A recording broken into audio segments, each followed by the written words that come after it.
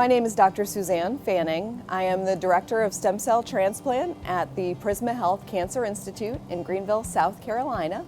Our patients who have hematologic malignancies often have disorders like acute myelogenous leukemia, myelodysplasia. Those are both disorders of white blood cells. We also take care of patients with transplant who have multiple myeloma, which is a cancerous plasma cell. And additionally, we also take patients who have non-Hodgkin lymphoma through transplantation. So hematologic malignancies are more common in patients of advanced age. Now, the good news about treatment of this patient population is that there have been advances made so that patients who are older can still receive life-saving therapy with transplantation. Depending upon the type of disorder that a patient has, that determines whether they receive what's called an autologous stem cell transplant. That is when they receive cells back from their own body. Other patients have to receive what's called an allogeneic stem cell transplant, and that is where their disorder requires stem cells from a donor. Autologous stem cell transplants can sometimes be performed inpatient or outpatient. Allogeneic stem cell transplants are always performed in the hospital. So to go through stem cell transplant is most certainly a journey for a patient. If it's an autologous stem cell transplant, I like to tell patients it's more inconvenient, not life-threatening.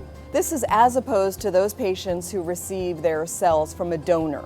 That's a much more challenging journey and experience for the patient. Why would that be? Patients can have a higher risk of infection.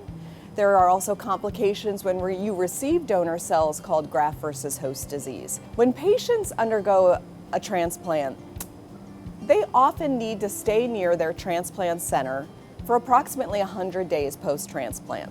So being close to family, close to home, close to their church members, other people who can help the family is enormously beneficial. One of the exciting newer therapies available today is something called CAR T therapy.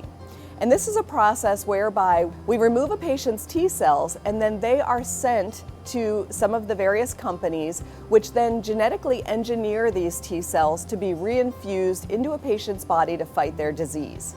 I like to explain it to patients by saying, imagine in your body right now you have an army of 100 T cells to fight your cancer.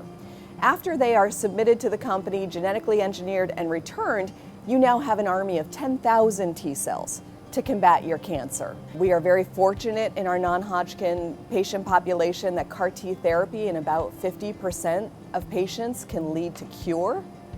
This is as opposed to our multiple myeloma patient where unfortunately CAR T therapy is not resulting in cure, but is giving that patient another line of therapy that allows them to live longer. I am very proud of our program here at Prisma Health. We have a wide range of people who are very much behind the scenes but integral in the patient care. And I will very much tell you that the quality of a program is the reflection of an entire team of people. And if there's one thing I'm grateful for, it is that I feel very confident that we have a wonderful team here at Prisma Health.